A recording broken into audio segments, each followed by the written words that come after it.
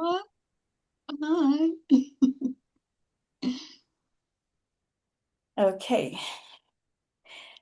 Hi, everybody, and welcome back to In Her Element series. I'm super excited about today's episode because we are diving into an episode I think we should all be, well, a conversation we should all be having in our everyday conversations as women.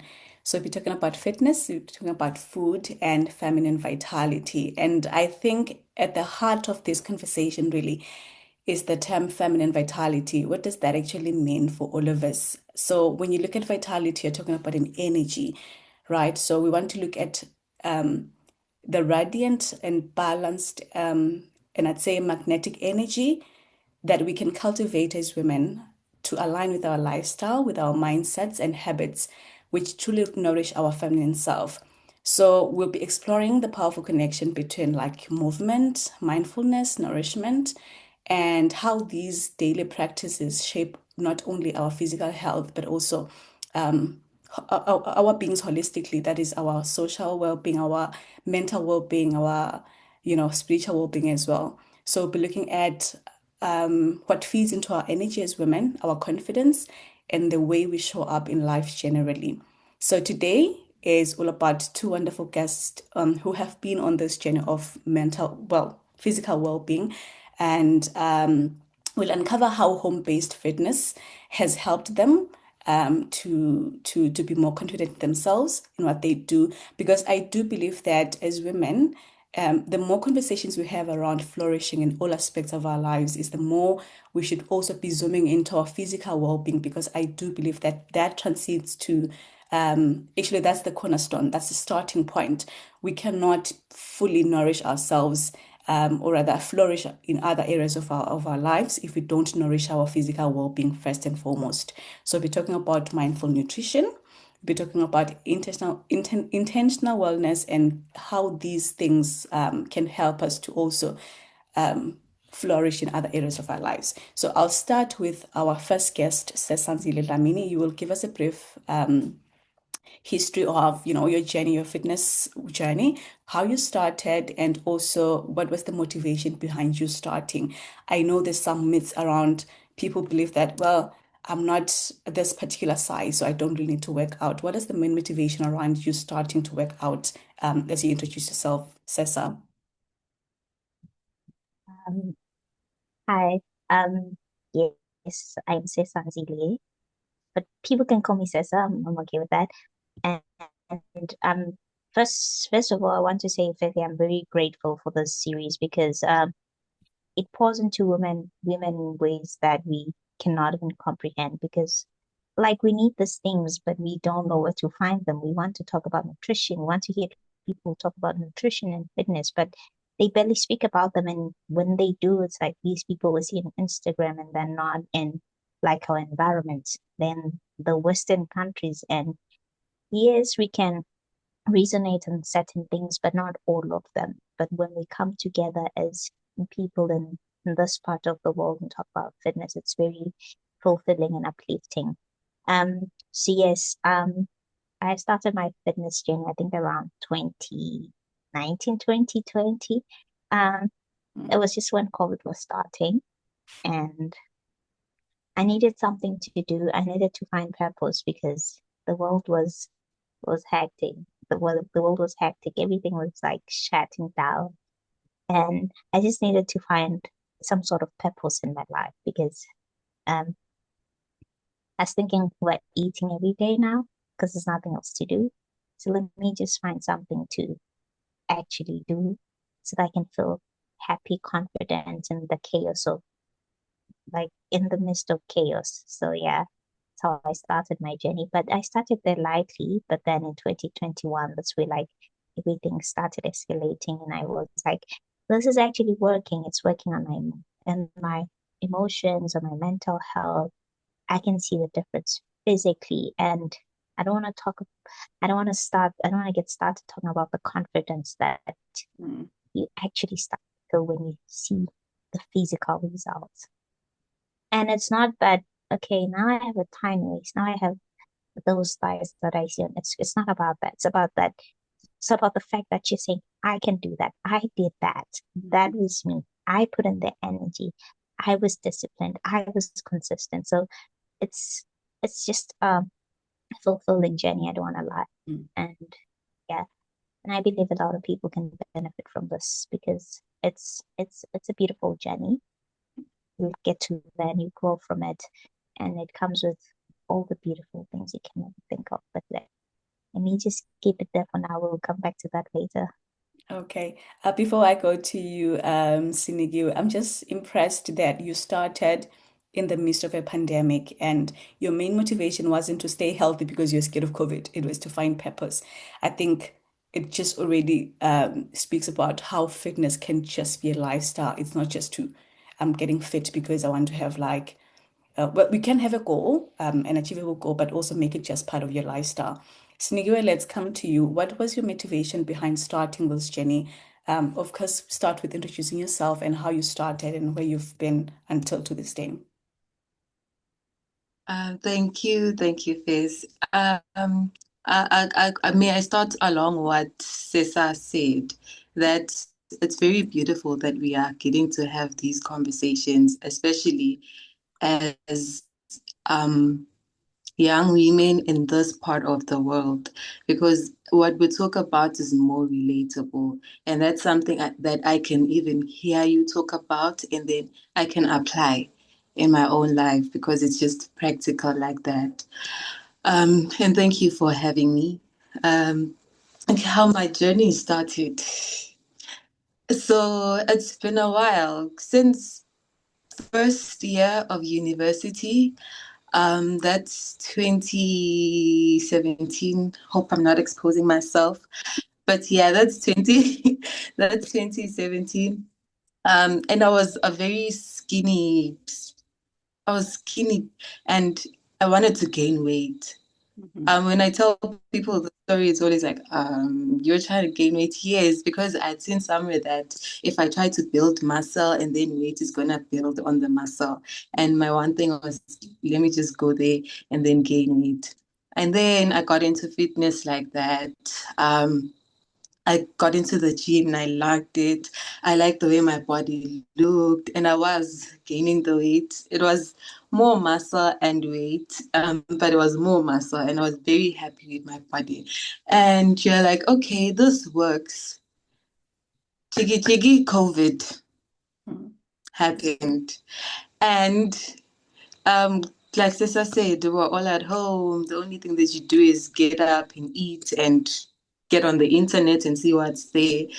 Uh, just nothing much to do really. And I was like, let me start recording these workouts that I do almost every day. Let me just record and put on the internet because that's where we interact now with people, right? A lot. And that's how it started. Started creating content like that. And then we went back to university and um that's when the whole idea of you don't even need to be paying for gym. You can do this in your home space. So there at the small race room, um, taking content, taking a video of how you can proper stretch or even work out, get a full body workout early in the morning before you go to class. And that slowly developed into something that gave me purpose. And from fitness content creation to now let's add a health education element to it because I'm somebody that's very passionate about health. Um, just my purpose lies in the health space. So now we add a health element to this fitness and then slowly developed into now to the initiative that it is. Sawa Afia Balance Health Initiative, which I hope and believe that we are going to grow into a whole lot more research, health watch, just basically bringing the knowledge to people in whatever way around health and fitness. Yeah, that's been my journey. And um, Cesar mentioned that it's about purpose, and for me, it was starting on the fitness journey. and then I got my purpose, and I've slowly developed my purpose in the fitness space by being consistent and doing what I can do at whatever point I'm at. So it can be like that. Also, it can be that you just want to find purpose and you um yeah, let me just end there. All right. Interesting there. I am just actually interested in the initiative that you've started, Sinigo. Just going back to maybe let me just phrase my question as maybe the purpose behind that initiative, and what does wellness mean for you personally? What was the motivation to start that initiative? What does wellness mean for you beyond just fitness and diet? And I know that you've also studied public health, right? So, but beyond all of those things, what does wellness mean for you personally? Okay. Thank you. So fitness to me is just an element of wellness and well-being. Okay. And it's a foundational element in the sense that it builds into your entire well-being, that is physically, that is mental health wise, and then there is just what's the confidence that it builds in you, the getting to know yourself. It's a it's a um so there's fitness, right? And then with slowly being in this fitness journey, I do a lot of research, and if I'm interested in something, I am just going to put in the efforts and do a bit of research around it. So I researched about fitness, and I learned that actually it's more nutrition and fitness. So fitness doesn't go alone. It should be balanced, should be in balance with the nutritional part. And all of that feeds into your entire wellness, your entire well-being, even mentally. The way you see yourself, the way you show up. It's very practical in the sense that if you will get up tomorrow morning and do a bit of workout, 15 minutes before you leave the house, your day is just going to be so different Mm. from when you didn't do it. Like you're already early in the morning, you're smashing goals, you're getting in the energy of, I've got this. So you're able to show up confidently. And even then, for your mental health, that just creates a space of clarity in the head. You're just in the zone, you're ready to take on the day. And, you know, so it's that really. And the other thing is, you will get up in the morning and work out, and that one good habit will trickle down to the entire day. Like you'll want to follow up with good habits the entire time. Just because I started my morning very right. I'm just going to be trying to push my day to end also very right. Like you and I know that we try to balance a lot of things now. We want to go to work. We want to be healthy, nice looking women. We want to do school. Also, you have to be balancing also youth work on the side. Also, you're trying to build an initiative, driving passion, pushing some passion projects. Like it's a lot. So the fitness elements just trickles down into every other part of your life and just creates that's well-being to me. That's wellness to me. I'm very impressed that I was very impressed when you mentioned that you do lots of research, well, around maybe what you want to eat, and you mentioned something about if it's good for you. I just noticed that as people generally, we take so much time researching on the next best role to do. When you're going for an interview, you take your time researching the company, preparing yourself. We do lots of work, of prep work for every other area but our body. So that was really impressive. I hope people are going to learn from that. Let me come to you, Sessa. Again, on defining wellness for you beyond just, the physical activity and diet, what does wellness mean for you personally? Wellness. wellness is just for me, it's like leading, like Sneaky said, it's like your entire build being, it's like leading a fulfilling life. That's wellness for me. Okay. Because like Sneaky said, you start your day with a nice session. You've worked out, you feel like you're ready to take over the world. So that's wellness for me. And that feeds into every aspect of your life. It feeds into your productivity at work. You've exercised, you've had a balanced breakfast. I wanna emphasize on the word breakfast.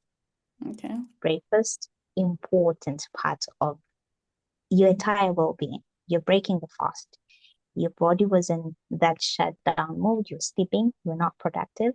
And then now you need to break the fast to build into the next day. So yeah, I just wanted to point that out. So yeah, you're just ready to take over the world. So wellness is bigger than just physical activity. Mm. Let's just zooming into that nutritional part of the conversation. You've just mentioned breakfast. I think there's a common myth that, well, if you want to lose weight, you're going to skip certain meals and all of that. I think many people Well, do that, yeah, So let's just zoom into that bit yeah. a bit more. What would be some of your practical tips, nutritional habits women can implement in their homes that are not very out of their budgets, but something manageable, something that they can build around their daily systems to support their hormonal balance. Actually, for us women, it's very tricky, and also to manage stress. Okay. I would say it's not easy. It's not very tricky to like maintain a well-balanced diet and a well-balanced diet for women because we naturally we tend to have a low metabolism. And for us to like be the right height, be the right weight, um, fuel our body right, we need to like normally follow a calorie deficit diet. And that's you taking more protein because remember at school they told us that protein can then turn into carbohydrates. I think that's that's what I'm trying to say. It can feed into your other parts. It can then turn into your carbs for that day. So I would say women should focus on eating more protein and plants. That's tricky because we love rice. Rice is good, right? I love rice too. But also you can supplement your rice and other things. You can have rice but in small portions. In the morning you could have maybe 3 eggs. 3 eggs has like lots of protein. You don't even need protein powder, but if you can afford it, that's good. But some people cannot afford the protein shakes because they're very pricey. Mm-hmm. So you can have your 3 eggs and then oats on the side and minimize sugar. I'm very not a fan of sugar, so I'm gonna say instead of sugar, you can put a bit of honey there just to make sure you get the sweetness. But even Mm. without the honey, it still goes down very well. Just have your milk there and it just goes down very well. So it's the little things like Sneaky was said, research on because what works for me may not work for you because some people are lactose intolerant.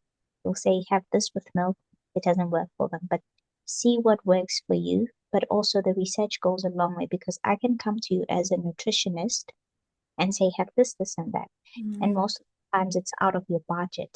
So let's research on these things, find high protein food, have veggies all the time. Veggies, you can find them in markets and they go for 5 rand. They range from 5 to 10 rand. You can have those. Sweet potatoes, a good supplement for is a good what am I is a good substitute for rice and your other carbs. And sweet potatoes are good. I've never encountered someone who said they don't like sweet potatoes. Potatoes. I've Okay. never. Okay, yeah, still on that topic. This is very interesting for me because I think this conversation is so timely because I'm taking time this day and age to learn about, how my body reacts to certain foods, how I cope with my day-to-day activities when I've eaten certain foods. So it's quite interesting for me. Snegewa, how much do you know around hormonal balance and related foods? Like what advice can you give to particularly women of our age, I think that's our audience anyway, around late 20s, early 20s, late 20s, all the way to maybe late 30s. There's a lot of changes that happen in our body around our periods, around our different menstrual cycle. The body reacts differently. And what food are we supposed to zoom into and pay attention to at different stages of the cycle? Thank you. I was about to say, I was thinking actually that the next question you ask, the first thing I will say is I am so glad Seta is here because I have done some research on the nutrition part, on the food part, Okay. but practically I just, Mm-hmm. try here and there that instead of um, rice, I will have a sweet potato. Um, but on some days, I'm just going to be living my life because really it's about balancing. And here's the thing. Um, these two things should be almost in balance. But the fact that, or maybe it's something that I tell myself, that if I work out, at least I'm doing something which is better than not doing anything at all. Oh, yeah. Right. So yeah, like yeah, maybe I do not really have this on lock, but this one part I have on lock. And that's why I'm excited about this conversation because that's where now you get to sit in conversation with the Cesar there who's going to tell you about the nutrition and literally tell you the food to go to that just instead of those 2 teaspoons of sugar, just add a bit of honey. It tastes even better. um, okay, yes. And then in terms of hormonal balancing, um, I would I would really insist on the nutrition part, right? Of course, in balance with the physical activity.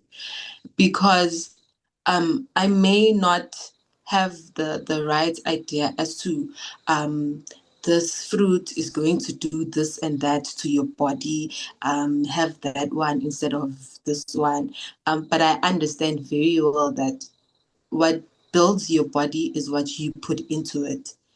And if you're just going to be try to follow and do the research and make it practical, don't be overburdening yourself with a lot of things. Just be practical and try to do small by small, bits by bits, consistently over time. And do your research, learn what you learn there, and then just try to eat right, balance your food. Sister just mentioned that protein and plants, like that's just it. Work your way around it. Do a lot of research also. Try to, and by research, it's not even like find research papers to read. Not at all. You can go on YouTube. There's podcasts where you're going to be getting real good information. There's initiatives like Usawa Afia, Balance Health, my initiative that I'm there trying to give you the information. Whatever I research and I learn, I'm going to bring to the people. So just look around, learn, and then be in these conversations, talk to people. Yeah, just balance the food. And then, of course, fitness. What is lovely is the more you put in effort into making sure that you show up for yourself in what you eat, you see that it directly translates to your daily living, even at work. You will just be doing things let's do this right. Let's do this right because the habits you're building with taking care of your body is going to directly show to your life in everything else, even that you do. I'm not sure if you were noticing, but the words you've been using repeatedly are balance, practicality and relatability. I think that's like, I think that just sums it up, because most people just give excuses that, oh, I cannot follow this particular diet. I cannot take care of my physical well-being. I cannot go exercise or go to the gym because I just have too much going on. And you are literally breaking it down into, practical steps. Like, you don't have to have it all figured out. You just need to start and do your research, and your body will react differently to somebody else's body. Listen to your body. When around my period, when I have this type of food, how does my body react to that? So I really, really like that. And still on to that part of sustainability, Sessa, maybe you can just help a woman out there who wants to take on their fitness journey and their wellness journey, but they feel pressured, by the diet culture. There's intermittent fasting, there's all of that things going on. So there's lots of pressure, there's lots of information. So this person doesn't know where to start really. So how can they create practical steps or systems around, their nourishment, something that's very sustainable, and we do, at some parts of our cycle as women, sometimes we want to eat out of stress, out of just for comfort, and then we feel guilt after that.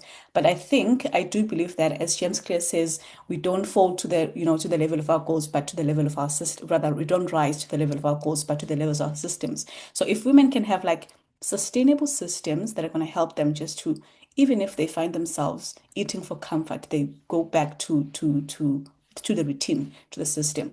So to sum up my question, what are some of the easiest practical tools that women can implement so that they feel less pressured by the diet culture? Um, I think firstly, it's just to use what you have, because I think most of the times we wait for month end so that I can buy this, and that, so that I Yeah, can this Jenny. I need to wait for month end so that I can buy a proper gym mat. What's wrong with the mats that you have on your side bed? I'm guilty. What's wrong with that mat? It can do the same work that your gym mats that you're going to buy for 100 plus can do. Um, so use what you have. And also, I would like to also emphasize on like avoid certain foods. Use what you have and avoid certain foods. Because if you don't have if you haven't done the research yet, try and limit certain foods. You can't have snacks every day from Monday to Friday. Yes, you can have that day where you be like, oh, I feel like having salt and vinegar uh, chips today. That's okay. That's how you're feeling today. Give your system back. Not a lot. You just have a small bowl, put them there. You're nice and happy. You go on with your day. It's not going to take away from your entire journey, because also what happens is once you have those chips, you feel like I've failed. Now I can throw away the diets out the window. I've already failed for the week. I'll try again next week. No, it's not going to take away from your entire um plan for the week or system for the week. Have that, and then go back to your normal routine. You've sorted out that craving. It happens. Well, women, we have hormones, but also there are certain foods you can substitute that with, because if you're feeling like that, you can always like have your popcorn, salt it lightly, just a bit, and then have that. You can have dark chocolate. It's very good for you, especially when you're on your periods as well. Very good. You can like substitute with those foods. It's a good idea. Try it out. See how it works. For those things are not like very expensive, like popcorn. Popcorn's my go-to snack. That's why I'm also emphasizing on that. My cousin was saying I'm addicted to popcorn yesterday. Yeah, that's just like my go-to snack in the absence of better things. And when I don't feel like eating, I just go for popcorn. It's good, low calories. You have that. It's good. You've sorted out that cravings out the window. So a system you can build around that is you're using what you have. So you know how when things are in your head, it's like they're scattered, it's like unfolded clothes. And then once you write it down, it starts like packing up nicely. So a system you can build around that is planning. Plan your week ahead. Okay, next week, what am I going to have? What do I have in my house that I can build these meals around?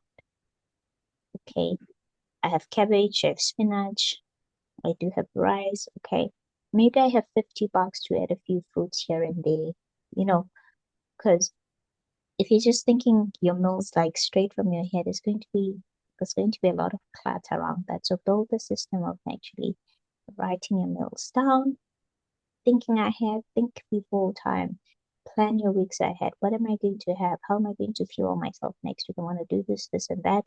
Same goes for your workouts. What am I doing on Monday?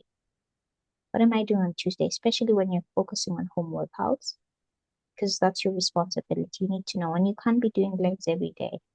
You're going to look very funny. You need to balance it out. So you need to know that, okay, I'm doing this, and that. And also another thing that helps is consulting. You've seen people in this journey. So you can consult people. How do you do it? How can I split my workouts evenly for the week? Sorry. So you write down, you consult, and you use what you have. That's the best system you can ever come up with. That was good. That was really good. I'm just thinking again back to what I mentioned earlier, that we take our time planning, different areas of our lives. We plan for the week. From Monday, I'll be doing this, finishing this project, but we just really take time to plan on our food and all of that. So I'm taking that into consideration as well. I'll be doing that as soon as today, planning my food from literally today. So thank you for sharing that, Sis. I think that's a sustainable system anybody can implement at home. And you did mention that you have to start with what you have. You don't need a fancy mat. You don't need like a fancy type of diet to start. You use the egg that you have in your fridge or any type of protein that is available in your house. So that's really, really good. Now, just to sort of starting down to summarize our conversation, I want us to zoom into the mental aspect of physical well-being. I know lots of women are are disconnected from their bodies. Some people feel like, I wish I was this type of, or shaped like that. I wish I had more of this and less of that. So what is the good starting point for somebody like that? And Sinigiwa mentioned something about, feeling good after an exercise or activity, but to get someone to start, somebody who feels like that, what would be your advice and your tip around that? Because well, the main thing would be that somebody just feels like, I don't want to exercise because even if I do, I won't have that hourglass body like so and so. So I might as well just live like it is. So what would be your advice around that? Somebody who feels disconnected from their body. Okay. I would really say start where you are with what you have. If what you have is only wheel for 10 minutes, Mm. do that. That 10 minutes is going to slowly build and you will get to 30 minutes and however long, and just on like that. Start where you are and do something. And you don't even like have to get up and then wear tights and gym wear. Just after leaving your bed with your underwear, do 20 squats there and then move to maybe start at the bathroom, and then on your way to the kitchen, instead of walking there, do lunges to the kitchen. Just also make it fun for yourself. Just start somewhere. And the one thing I would also like to highlight is that um fitness will really build confidence. You will really build positivity on your body, and it's something beyond what your body looks like. It's knowing and understanding that my body can do this. My body can do. For some reason, I've just been unable to do push-ups, but I know that I will keep working on it, and on some day I will give you 20 push-ups. So it gives you that your body can do this, your body cannot do this, and there's also that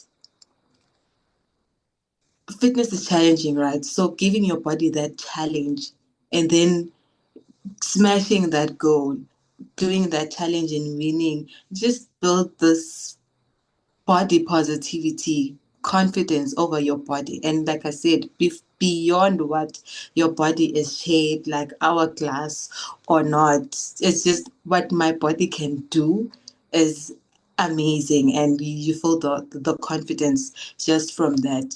And then really hourglass, what's what is more important is really knowing yourself. Like really, those people that are confident in their big bodies, big, big body and super confident, like real confidence, because this person is fit. I'm not built to be small. I'm not built to be skinny. This is the body that I have, and I'm just going to put it to work and then build positivity and a sense of confidence from that. If you are having any challenge with body positivity, fitness, it's really fitness that is going to help you. Yes, which really feeds into your mental health, your mental well-being, and just how you show up for yourself in every aspect of your life. Actually, as you are explaining all of that, I'm reminded there's a book I was reading recently, um, that there's also like some scientific evidence to everything you're saying, because people nowadays they just want evidence. How is this going to help me? How does this even boost my mood? This is the book that I have here. It's called Women for the. Oh, It's a normal. very good book. So it talks about the scientific evidence to when you work out, how does your body respond to that? It talks about the hormones that are released, for example, endorphins. What do they do to your body? Those are like your natural painkillers. So when you do that, they reduce, feelings of tiredness and all of that. Dopamine, what does that give you? The reward chemical. So there's also scientific evidence behind everything we are saying today. So I really want to highlight that and also give people assurance that what you're sharing is really, really practical, in the sense that there's also evidence behind that. So the body responds to that. It rewards you. It releases these hormones that actually reward you in so many areas of your life. For example, another hormone that is mentioned in the book is called, I think it's oxytocin. It increases like feelings of connection, reduces stress, and enhances trust. So ultimately the people around you will notice that the effect of you going to exercise. Now you're more connected, you are less stressed, you want to have conversations with the people you love around you. So there's so much benefit around what you've just mentioned. Anyway, just to summarize our conversation, just one practical tip from each one of you today. So if you could give one daily ritual to someone today, could be movement, it could be mindfulness, it could be nourishment, it could be physical activity that somebody can try to integrate as of today or tomorrow morning, what would it be, Sasa? Um, I have so many. I have like a Okay, go on. bucket full of them. So I would say there's no better day to start than today. Mhm. Today, when you go to bed, people have what people have, and they have in abundance is the internet. Use that to start. Use that to start. You can find like nice videos on how you can do a few stretches, like Sniggy said. Mm, yeah, start there. Use what you have. That's that's the word for the day. Use what you have and start today. Thank you, Snigiwe.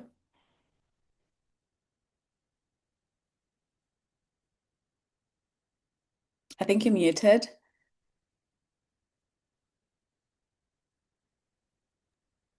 Oh, yes. Start where you are, as Jessa says. And for me, it'll be that um, just don't think too much about it. Don't be trying to get the perfect plan, like getting your body to wake up in the morning. Just before, when you're there about to take a shower and your water's already hot, you just walk into the shower. Give yourself 20 squats there and maybe 5 push-ups and then get in the shower. It's as simple as that. just do that. Start there. Start where you are. Thank you so much. Thank you so much.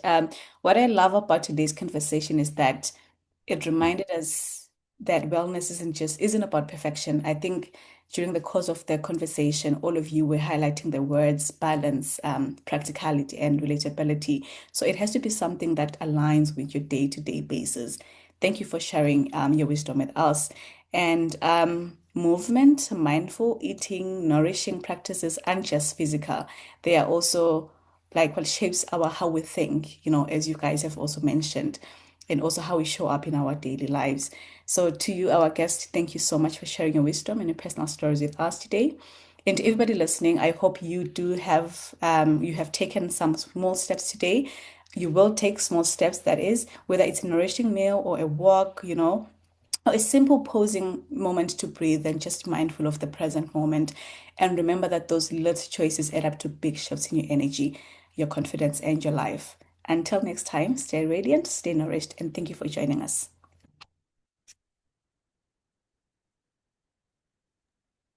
Thank you. Thank you, guys.